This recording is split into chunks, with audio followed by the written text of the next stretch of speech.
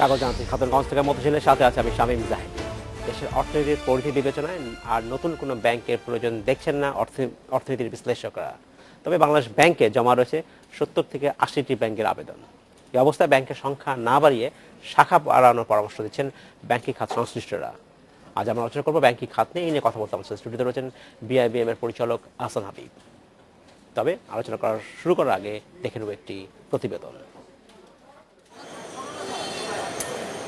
সরকারি সিদ্ধান্তে 2012 সালে বেসরকারি খাতে নতুন করে 9টি বাণিজ্যিক ব্যাংকের লাইসেন্স দেয় কেন্দ্রীয় ব্যাংক। সবশেষ বর্ডার গার্ড বাংলাদেশের মালিকানায় সীমান্ত ব্যাংক কার্যক্রম শুরু করে গত বছর। সব মিলিয়ে দেশে এখন 57টি বাণিজ্যিক ব্যাংকের কার্যক্রম চলছে। তবে খেলাপি ঋণের জালে আটকে রয়েছে বেশিরভাগ নতুন ব্যাংক। এছাড়া নানা অনিয়ম ও জালিয়াতির ঘটনাও ঘটছে। বিশ্লেষকরা বলছেন ব্যাংকিং খাতে নতুন প্রতিযোগিতা তৈরি করতে পারেনি এসব ব্যাংক। এমন পরিস্থিতিতেও আরও ব্যাংকের লাইসেন্স পেতে বাংলাদেশ ব্যাংকে আবেদন করেছে বিভিন্ন শিল্প গ্রুপ। সেনাবাহিনী বিজিবি মালিকানায় ব্যাংক দেওয়ার পর ব্যাংক চেয়েছে নৌ ও বিমান বাহিনীও। এছাড়া সরকারি কর্মকর্তাদের জন্য আরেকটি ব্যাংক চালুর পরিকল্পনা আছে সরকারের। সরকার তো দিচ্ছে, সরকার দিচ্ছে যে আপনার কম্পিটিশন দিয়ে যে সার্ভাইভ করবে সেটা করে, কিন্তু এটা জোড়া তালে দিয়ে কতক্ষণ পর্যন্ত একটা রোগী আপনার বাসায় রাখবেন। বিআইবিএম এর গবেষণায় দেখা গেছে দেশের 95% ব্যাংকারই আর নতুন ব্যাংক চান না। এক্ষেত্রে সবাইকে ব্যাংকিং সেবার আওতায় আনতে সংখ্যা না বাড়িয়ে শাখা বাড়ানোর পরামর্শ তাদের। একটা জায়গায় কম্পিটিশন বাড়ার ফলে অনেক সময় আনএথিক্যাল কম্পিটিশন হয়ে গেছে, আমরা টেনে আনছি অন্যকে অমুক, এবং অনেক ব্যাংকাররাও এটা সিনিয়র এক্সিকিউটিভরাও স্বীকার করেন, টপ এক্সিকিউটিভরাও স্বীকার করেন যে অনেকের ব্যাপারটা আনএথিক্যাল কম্পিটিশন পর্যায়ে চলে গেছে। এখন দেশে ব্যাংক যা আছে এটা আমরা মনে করি সঠিক আছে, এখনো চলছে। বিশেষ খাত ভিত্তিক ব্যাংক দেওয়া যেতে পারে, আর একদম কনভেনশনাল ট্রেডিশনাল ব্যাংক দেওয়ার সময় আসছে কিনা আমার মতে আর একটু সময় নিতে পারেন সরকার। ধুঁকতে থাকা ব্যাংকগুলোকে একীভূত করার পরামর্শও দিচ্ছেন অনেক বিশ্লেষক। উমনহার আজমি, ইন্ডিপেন্ডেন্ট নিউজ, ঢাকা। শুরু করছি আলোচনা। জনাব আহসান হাবিব, আপনাকে স্বাগত জানাচ্ছি অনুষ্ঠানে। কেমন আছেন? ধন্যবাদ। জি, আপনি কেমন আছেন? আমি ভালো আছি। আজ আমরা আলোচনা করতে যাচ্ছি যে নতুন ব্যাংকের প্রয়োজন আছে কিনা। অধিকাংশ যারা বিশ্লেষক তারা বলছেন যে প্রয়োজন নাই, বরং ব্যাংকের সেবা বাড়ানো যেতে পারে, বিভিন্ন উপায় যেতে পারে, শাখার কার্যক্রম বাড়ানো যেতে পারে। ভালো কথা। আমি একটু ভিন্ন প্রশ্ন আপনার কাছে করতে চাই। আমি যদি এটা ওপেন মার্কেট ইকোনমির কথা বলি, তো লাইসেন্স সিস্টেম কেন থাকবে? যিনি ব্যবসা করতে চান তার ব্যবসা করার যদি যোগ্যতা থাকে তিনি করবেন, এবং সরকার থাকা উচিত, ব্যাংক বা সরকার বা বাংলাদেশ ব্যাংক থেকে থাকা উচিত ডুজ অ্যান্ড ডোন্টস, একটা গাইডলাইন্স থাকবে, তাহলেই তো হবে। যখনই লাইসেন্সের প্রশ্নটা আসে তখনই কিন্তু বলা হয় যে তাকে বিশেষ ফেভার করা হলো। কেন এটা থাকবে? দুটো ব্যাপার হতে পারে। একটা হলো যে লাইসেন্সিং এর ক্ষেত্রে আপনি বলতে পারেন যে ফেভার করা হতে পারে, আর একটা হলো যদি লাইসেন্সিংকে আমরা ভালো করে ব্যবহার করতে পারি তখন একটা অ্যাসেসমেন্টের সুযোগ থাকে। আপনি যখন ওপেন করে দেন রেজিস্ট্রেশন রিকোয়ারমেন্ট, আমি এই ক্রাইটেরিয়াগুলো ফুলফিল করব, আমি ব্যাংকে চলে আসলাম, বা তার এইটা হতে পারে অন্য প্রোডাক্টের ক্ষেত্রে, এটা ফাইন্যান্সিয়াল সার্ভিসেসের ক্ষেত্রে হতে পারে না। বিকজ ফাইন্যান্সিয়াল সার্ভিসেসের ক্ষেত্রে সমস্ত কিছু কমার্শিয়ালি অফার করার সুযোগ নাই। ফাইন্যান্সিয়াল ইনস্টিটিউশনের সাথে সাস্টেনেবিলিটির কথা চলে আসে, তারপরে access to financing of the low income পিপলের কথা চলে আসে। তো সেক্ষেত্রে সেখানে লাইসেন্সিং এর ব্যাপারটা কমপ্লিটলি লজিক্যাল আমি মনে করি। আপনি মনে করছেন? অবশ্যই, বাট এটাকে পজিটিভলি ব্যবহার করা ইজ ভেরি ভেরি ইম্পর্টেন্ট। আমি রিসেন্ট সময় আমরা দেখেছি এটা পজিটিভ ব্যবহার করা হয়েছে। একটা হলো নিজেই বলেছেন যে শেষ 2012 সালে যে 9টি ব্যাংক লাইসেন্স দেওয়া হলো, উনি বলেছেন যে রাজনীতি বিবেচনা দেওয়া হচ্ছে। 9টি যে নতুন ব্যাংক এসছে, আমার এখন পর্যন্ত তাদের যে আউটকাম, সেখান থেকে মনে হয় যে যতটা যেভাবে আমরা আশা করেছিলাম যে কম্পিটিশন বাড়বে বা তারা নতুন নতুন প্রোডাক্ট ইন্ট্রোডিউস করবে, সেক্ষেত্রে হয়তো হয়নি। আপনি যদি নতুন 9টা ব্যাংকের অ্যাক্টিভিটি বিবেচনা করেন, তাহলে আমার কিন্তু প্রথম দিকে মনে হয়েছিল যে কনটেক্সটে তাদেরকে পারমিশন দেওয়া হয়েছে ব্রাঞ্চ সেট আপ করতে হবে গ্রামে, তারপরে শহরে। এখন দেখেন তারপর 1:1 করা হলো। এখন আবার নতুন ব্যাংকগুলো অনেক সময় চাচ্ছে যে আমাদের 2:1 হওয়া দরকার সবার সাথে কম্পিট করার জন্য। প্রথম দিকের যদি সেন্ট্রাল ব্যাংকের অ্যাপ্রোচ, গভর্নমেন্টের অ্যাপ্রোচ দেখেন, আমার কিন্তু মনে হয়েছে সরকার চাচ্ছিল, সেন্ট্রাল ব্যাংক চাচ্ছিল ওনারা একটু রুরাল এলাকায় তাদের অ্যাক্টিভিটিগুলো বাড়াক, বাট উল্টাটা হয়েছে। আসলে প্র্যাকটিক্যালি ওনারা একই জায়গায় ব্যাংকিং করছেন, যার ফলে একটা বড় বিতর্ক চলে এসেছে। কমার্শিয়াল সেন্স হয়তো কাজ করতে পারে যে আপনি যদি গ্রামে যান, সেখানে একজন মানুষের আয়ের ক্ষমতা কম, তো সেখানে একটা ব্যাংক ব্যবসা করতে পারেন, তার তো কমার্শিয়াল ভায়াবল হতে হবে, তো সেটা নিশ্চয়ই ভাবতে পারে। না, সেটা সে ভাবার তার রাইট আছে, কিন্তু প্রশ্ন হলো আমি প্রথমত আপনার সাথে এগ্রি করে কিন্তু আমি একটা লাইসেন্স আমাকে ইস্যু করা হচ্ছে, Exactly. তো আমি রাজি হয়ে সেখানে রাজি যাচ্ছি। হয়ে, এটা দ্বিতীয়ত, যে যদি সত্যি সত্যি আমাকে রুরাল ইকোনমিতে আমাকে একজন এনজিওর সাথে কম্পিট করতে হবে, Right. এমএফআই এর সাথে কম্পিট করতে হবে, তাদের স্ট্রাকচার ডিফারেন্ট, তাদের অ্যাডমিনিস্ট্রেটিভ কস্ট ডিফারেন্ট, আমাকে কম্পিট করতে হবে কৃষি ব্যাংকের সাথে, ওকে, আমার মনে হয় তখন যদি এই ব্যাংকগুলো বাংলাদেশ ব্যাংকের কাছে রাদার অ্যাপ্রোচ করতো যে আপনারা আমাকে কৃষি ব্যাংকে যেমন সিআরআর এর ক্ষেত্রে ওয়েভার আছে, জি, সেই ওয়েভারগুলো আমরা চাই, বিকজ আমরা তাদের সাথে কম্পিট করতে চাই। কিন্তু ওনারা কিন্তু ওই অ্যাপ্রোচে গেলেন না, ওনারা উল্টা অ্যাপ্রোচে আসলেন। ওনারা আসলেন যে না, আমরা এক্সিস্টিং ব্যাংকিং সেটআপের সাথেই কম্পিট করব, যার ফলে ওনাদের জন্য এনভায়রনমেন্টটা কিন্তু খুব কঠিন ছিল। হ্যাঁ, খুবই স্বাভাবিক, যেগুলো ব্যাংক প্রতিষ্ঠিত পুরাতন, জি। তার সাথে নতুন ব্যাংকে ব্যবসা করাটা মুশকিল, কারণ তারা স্বাভাবিকভাবে চাইবে যেখানে আসলে যেখান থেকে তারা ব্যবসাটা ভালো আসে সেখানে তারা এই ভাগ বসাতে চাইবে।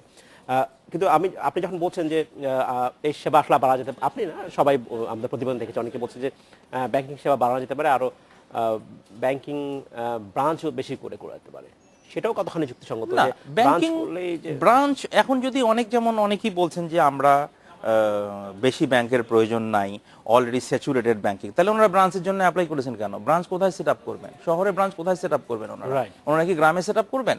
যদি ওনারা শহরেই, তাহলে যদি শহরেই সেট আপ করেন, যদি ওনারা বলেন অলরেডি স্যাচুরেটেড, তাহলে ওনারা কোথায় বিজনেস করবেন? প্রথমত এটা। দ্বিতীয়ত হলো, যখন আমরা বলছি যে ব্যাংকের সংখ্যা বেশি, এটা কে ডিটারমাইন করলো ব্যাংকের আমি সংখ্যা সে বেশি? কথাই বলতে চাই, এখানে ওপেন মার্কেট, আমি যদি হ্যাঁ। ট্রেডের কথা বলি, কি করে বুঝবো যে ব্যাংক 10টা দরকার বা 15টা দরকার? এটা থেকে বোঝা সম্ভব না, মার্কেট শুড ডিটারমাইন। ইয়েস, সেই ক্ষেত্রে আপনিই বলছিলেন যে লাইসেন্স থাকা উচিত, কারণ এখানে একটা ভেরিফিকেশন সুযোগ থাকে। এখন লাইসেন্সিং থাকবে, থাকবে, আপনি বলছেন। কিন্তু তারপরে যদি সেখানে মার্কেট মেকানিজম আমাদেরকে ভাবতে হবে সেটা আস্তে আস্তে, এটা না যে আমি মার্জার অ্যাকুইজিশনের ব্যবস্থা করলাম আর সাথে সাথে সলিউশন বের হয়ে গেল, জি, তা বিকজ মার্জারেরও নিজস্ব কিছু বেনিফিট আছে, কিছু বিপজ্জনক ব্যাপারও আছে, Right. অ্যাকুইজিশনের কিছু নেগেটিভ জিনিসও আছে। কিন্তু কথা হলো আপনাকে মার্কেট মেকানিজমের দিকে যেতে হবে, কারণ ওই বিতর্ক করার কিন্তু কোনো মানে নাই যে প্রয়োজন যে আছে কি নাই। ব্যাংকের সংখ্যা বেশি না কম। এবং আপনি ভালো করে খেয়াল করবেন, এটা আমার ব্যক্তিগত মতামত, যে আমরা একটা পার্টিকুলার জায়গায় ব্যাংকিং করছি সবাই মিলে, একটা পার্টিকুলার ক্লায়েন্ট বেসকে নিয়ে ব্যাংকিং করছি, তখন তো বেশি মনে হবে। তার মানে আপনি যদি প্রোডাক্ট ডাইভার্সিফিকেশনের কথা ভাবেন, আপনি যদি নতুন ক্লায়েন্ট বেসের কথা ভাবেন, আপনি যদি ঢাকার বাইরে ব্যাংকিং এর কথা ভাবেন, প্রোডাক্ট নিয়ে ভাবেন, তো সেই ধরনের প্রপোজাল কিন্তু সেন্ট্রাল ব্যাংকের কাছে আসছে বলে আমার জানা নাই, সরকারের কাছে আসছে বলে জানা নাই। সেক্ষেত্রে কিন্তু নতুন ব্যাংককে পারমিশন দেওয়াতে কোনো বাধা নাই, বিকজ নতুন প্রতিষ্ঠান দেশে আসবে, নতুন সেটাই। প্রোডাক্ট নিয়ে আসবে, কম্পিটিশন বাড়বে। এই যে পজিটিভ দিকগুলো, প্রোডাক্ট নিয়ে আসবে, কম্পিটিশন বাড়বে, নতুন অ্যাক্সেস দিবে, এই জায়গাগুলো যদি না থাকে, সেক্ষেত্রে হয়তো এই প্রশ্নটা চলে আসে যে তাহলে আমরা নতুন ব্যাংকে কেন পারমিশন দিব, তারা নতুন কেন আসবে? নতুন প্রোডাক্টের কথা প্রায় বলা হয় যে ব্যাংকিং সেক্টরে যে প্রোডাক্টগুলো সেগুলো নতুনত্ব নাই। একটা নতুন প্রোডাক্ট আর কি হতে পারে? না, নতুন প্রোডাক্ট নাই বলতে ব্যাংকিং সেক্টরে কিন্তু কেউ যদি আবার খুব ডাইনামিক ওয়েতে চিন্তা করে ডাল ব্যাংকিং, নতুন প্রোডাক্ট আসতে হবে, উই নিড ডাইনামিজম, নো, আমি কিন্তু সেই কথা বলছি না। যে সমস্ত প্রোডাক্ট শহর লেভেলে চলছে এবং যেগুলো ভালো চলছে, এই ডাল ব্যাংকিং কিন্তু আজকাল অ্যাকসেপ্টেবল। এই যে কেউ চায় না নতুন প্রোডাক্ট নিয়ে আসেন, সয়েল আপ করে দেন, নতুন চ্যালেঞ্জ নেন, আমরা অন্যের টাকা দিয়ে ব্যবসা করছে ব্যাংক। সুতরাং ওই ধরনের কথা আমি বলছি না। আমি যেটা বলছি, যে টার্গেট গ্রুপটাকে আমরা এখনো অ্যাটেন্ড করতে পারছি না, রুরাল ইকোনমি, তারপরে এসএমই, তাদের জন্য এমন প্রোডাক্ট ডিজাইন করা, এমন ফ্লেক্সিবল প্রোডাক্ট ডিজাইন করা, যে প্রোডাক্টের ফলে তারা যেন ইজিলি সেখানে অ্যাক্সেস পায়। ওই পরিমাণ ফ্লেক্সিবিলিটি হয়তো ব্যাংকিং প্রোডাক্টে আমরা আনিনি, ওই পরিমাণ পরিবর্তন আমরা আনিনি, যাতে লো ইনকাম ক্লাস, ছোট এন্টারপ্রাইজ, তাদেরকে আমরা অ্যাট্রাক্ট করতে পারি। ওই জায়গাটাতে আমরা এখন অ্যাড্রেস করতে পারি। এইখানে যখন ব্যাংকগুলোর সাথে কথা হয়, তারা আসলে বলে তাকে তো আসলে টাকাটা যে লোন দেবে তাকে সেটা রিকভার করতে হবে, এবং অনেক এসএমইতে বা ছোট যারা এন্টারপ্রেনার তাদের উপর তারা আস্থা পান না, ভরসা পান না। সেইখানে কি সরকার দিক থেকে কোনো রিফাইন্যান্স স্কিম বা কিছু করতে পারে কিনা, সেইটা আসতে পারে? ব্যাংক, আপনি যদি নিজেই কনভিন্স না হন, সেন্ট্রাল ব্যাংকের কিন্তু রিফাইন্যান্সিং স্কিম আছে, কিন্তু কথা হলো রিফাইন্যান্সিং স্কিম ব্যবহার করে আপনি যদি ওই কনফিডেন্সই না পান যে আপনি এটা রিকভার করতে পারবেন না, তা রিফাইন্যান্স স্কিমই বা কি করে ব্যবহার করবেন? তাহলে কি সেটা কি স্ট্যাক আপ হয়ে থাকবে? ব্যাপারটা তো তা না, সেটা হলো যে স্ট্র্যাটেজি পরিবর্তন। যেমন আপনি কর্পোরেট ক্লায়েন্টকে হ্যান্ডেল করার জন্য যে স্ট্র্যাটেজি ব্যবহার করেন, যে ডকুমেন্টেশন ব্যবহার করেন, লোন রিকভারির জন্য যে প্রসেস ব্যবহার করেন, রুরাল ইকোনমিতে সেই প্রসেস চলবে না। কাজ করবে না। আমি অফিসে বসে ব্যাংকিং করতে পারি যদি আমি কর্পোরেট ক্লায়েন্টকে হ্যান্ডেল করি, আমি তার অফিসে গিয়ে সার্ভিস দিতে পারি আমি যদি কর্পোরেট ক্লায়েন্টকে হ্যান্ডেল করি, Right. আমি যদি এসএমই কে হ্যান্ডেল করি অনেক সময় তার কাছে যেতে হয়, আমি যদি স্মল মাইক্রো এন্টারপ্রাইজকে হ্যান্ডেল করি অনেক সময় টাকা রিকভার করার জন্য তার বাসায় যেতে হয়।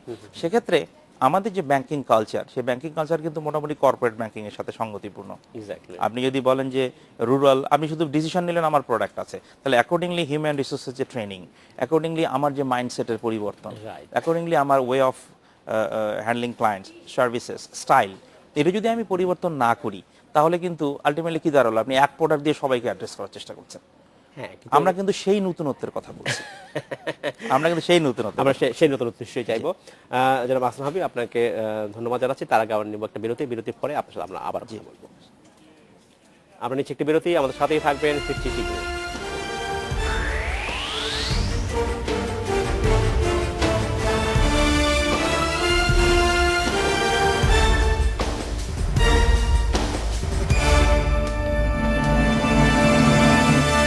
স্বাগত আরেকবার খাতুনগঞ্জ থেকে মধ্যে ছিল। আজ আমরা আলোচনা করছি ব্যাংকিং খাতে, এনে কথা বলতে আমাদের স্টুডিওতে রয়েছেন বিআইবিএম এর পরিচালক আহসান হাবিব। জনাব আহসান হাবিব, আপনাকে স্বাগত জানাচ্ছি আরেকবার। আমি বিরতি যাবার আগে প্রশ্ন করেছিলাম যে লাইসেন্সিং এ কেন দরকার? সো ওপেন মার্কেট, যে কেউ আসতে পারে, শুধু ডুজ এন্ড ডোন্টস গাইডলাইন্স থাকবে এবং আইন মেনে কাজ করবে।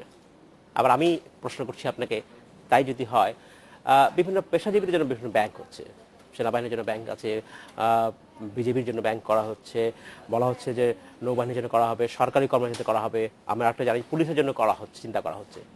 এই জাতীয় ব্যাংকের দরকার কি? দেখেন, ব্যাংকিং অ্যাপ্রোচ যদি যে কেউ ফলো করে, আচ্ছা, সেক্ষেত্রে আমি মনে করি না যে ব্যাংক চালানোর ক্ষেত্রে কোনো অসুবিধা হতে পারে। কথা হলো, যেই ব্যাংক চালাক বা যে কোনো ক্রাইটেরিয়াতেই সরকার যদি তাদেরকে ব্যাংকিং দেয়, আমি যখন ব্যাংক রান করব তখন ওই রাইট অ্যাপ্রোচটা কিন্তু ফলো করতে হ্যাঁ, হবে। কিন্তু আমি কাদেরকে দিয়ে ব্যাংক প্রশ্নটা চালাচ্ছি। হচ্ছে যে, এরপরেও তো বাংলাদেশ ব্যাংকের কর্মকর্তারা বলে বসতে পারেন, বা আরো পেশাজীবী সেগমেন্টের লোক চায় বসতে পারেন, তাদেরও ব্যাংক দরকার। তাহলে কি দাঁড়াবে? এটা আসলে একটা থামতে হবে তোমাদের।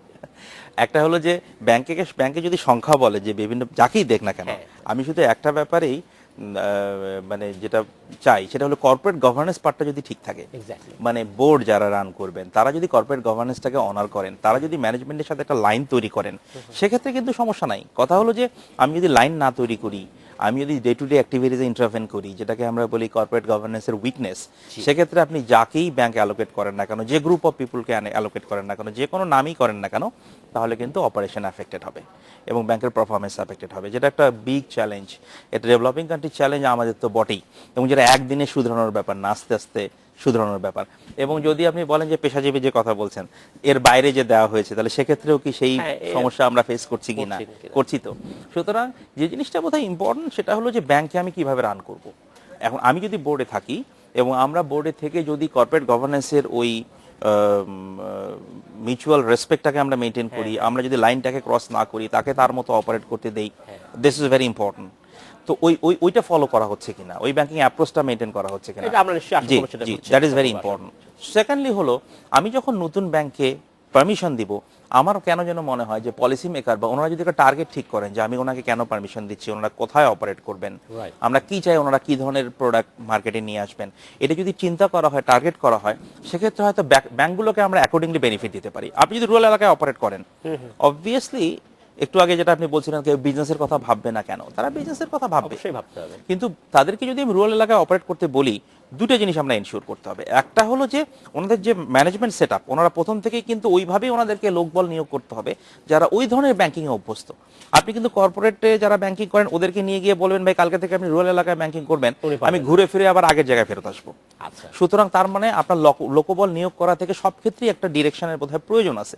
যেহেতু আমরা নতুন পারমিশন দিলেই ওনারা করছেন না, তো এরকম একটা ডিরেকশনের প্রয়োজন আছে। সেকেন্ডলি হলো, রুরাল এলাকায় ব্যাংকিং করতে গেলে ওনাকে কিন্তু কিছু ক্ষেত্রে ছাড় দিতে হবে, কিছু ক্ষেত্রে তাকে বেনিফিট দিতে হবে, যেমন স্পেশালাইজড ব্যাংকের মতন যারা বেনিফিটগুলো যারা পায়, পেতে পারে। বেনিফিটগুলো দিতে হয়। তখন হয়তো তারা এনকারেজড হবে এবং তখন হয়তো নতুন নতুন গ্রুপ বের হয়ে আসতে পারে যারা সত্যি সত্যি একসময় প্রপোজাল দেবে যে আপনি আমাকে লাইসেন্স দেন, আমি রুরাল এলাকায় ব্যাংকিং করতে চাই, এই ফর্মে ব্যাংকিং করতে চাই।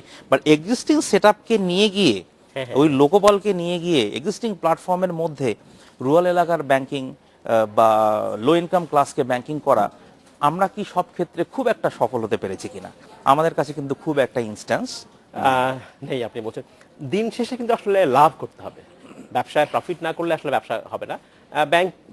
ব্যাংক কেউ যদি দেন একজন উদ্যোক্তা, নিশ্চয়ই তিনি চাইবেন যেটার লাভ হোক, উনি প্রফিট চাইবেন। সেক্ষেত্রে ব্যাংক যখন খারাপ করবে তখন কি হবে, সেই ব্যবস্থা দেখার কি আছে। আমি আসলে বলতে চাচ্ছি, যখন একটা ব্যাংক যদি মনে করে তার আসলে থাকার দরকার নেই, বাজারে ব্যবসা করতে পারছেন না, সেক্ষেত্রে মার্জার অ্যাকুইজিশন সেই আইনগুলো আমাদের এখানে স্পষ্ট কিনা, পরিষ্কার কিনা, তাহলে এবং আমরা এখনো সাধারণ ব্যাংকিং খাতে মার্জার বা অ্যাকুইজিশন এগুলো কিভাবে হবে এই ধরনের আইন ওইভাবে আমাদের দেশে এখনো হয়নি। তো আমরা যদি ভবিষ্যতে কোনো না কোনো সময় মার্কেট মেকানিজমের কথা আপনাকে ভাবতে হবে। এই বিতর্করও কোনো দিন শেষ হবে না যে বাংলাদেশে ব্যাংক বেশি না কম কতটা দরকার, হ্যাঁ, এটা এবং থাকা কতটা উচিত। দরকার। তো এটাকে মার্কেটকে যদি আমরা ডিসাইড করতে বলি, Right. একসময় কিন্তু আমাদেরকে মার্জার অ্যাকুইজিশনের কথা ভাবতে হবে।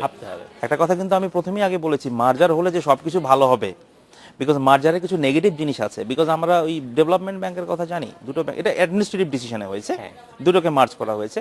কিন্তু সবসময় করলে যে একদম যেভাবে আমরা ডিজায়ার মানে বেনিফিট চাই সেটা সাথে সাথে পাবো তা না। বিকজ মার্জারের যেটা সবচেয়ে বড় নেগেটিভ জিনিস সেটা হলো দুটো ব্যাংকের কালচার, দুটো ব্যাংকের এমপ্লয়ীদের লেভেল, তাদের মাইন্ডসেট, কাকে উপরে দেবেন কাকে নিচে দেবেন, কোনো গ্রুপ ডিমোটিভেটেড হয়ে যাবে কিনা, নতুন কোনো ব্র্যান্ড কি করে পপুলারাইজ করবেন, এটা কিন্তু সবচেয়ে কঠিন চ্যালেঞ্জ। সুতরাং আপনি যখন মার্জার করবেন, সুতরাং অ্যাসেট ভ্যালুয়েশনের প্রশ্ন চলে আসে, অ্যাকাউন্টিং এর প্রশ্ন চলে আসে, permission of the central bank, assessment, really তারা মার্জ করে, because you are dealing with public money. এমন না যে আপনার আর আমার। আপনি যারা বলছেন সাথে সরকারি ব্যাংকের কথা বলছেন, আমি যদি বেসরকারি প্রাইভেট ব্যাংকের কথা বলি, বেসরকারি ব্যাংকের কথা বলি, সে একই অবস্থা। একই। এবং আরেকটা বিতর্ক আছে যে আমাদের আসলে সরকারি ব্যাংকের দরকার আছে কিনা। আমরা প্রায় শুনি বলি যে সরকারি ব্যাংকগুলো অনেক লস করছে, অনেক লোকসান করছে, দরকার আছে কিনা সরকারি ব্যাংক?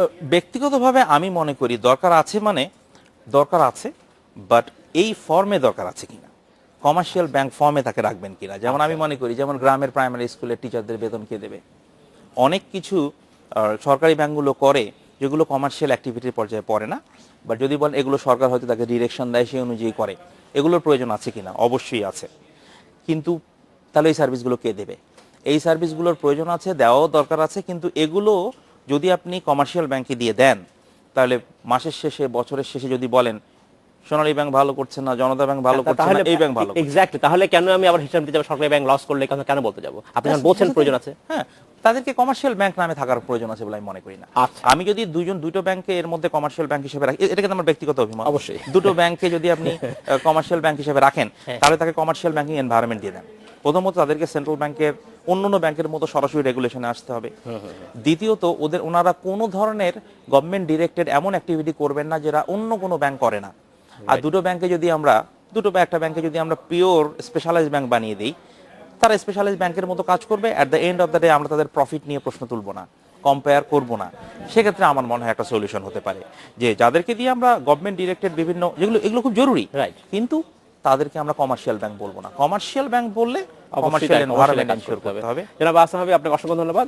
আজকে আমাদের শেষ করতে হবে, তো আমরা আশা করব যে আজকে আমরা যেটা আলোচনা করলাম সেটা হয়তো যদি নীতি নির্ধারক শোনেন, নিশ্চয়ই দেশের মানুষের কাজে লাগবে, ব্যাংকিং সেক্টরের উন্নতি হতে পারে। ধন্যবাদ আপনাকে। এই ছিল আজকের মধ্যে খাতুনগঞ্জ থেকে মধু ছিল, আমাদের সাথেই থাকবেন, দেখা হবে আবার।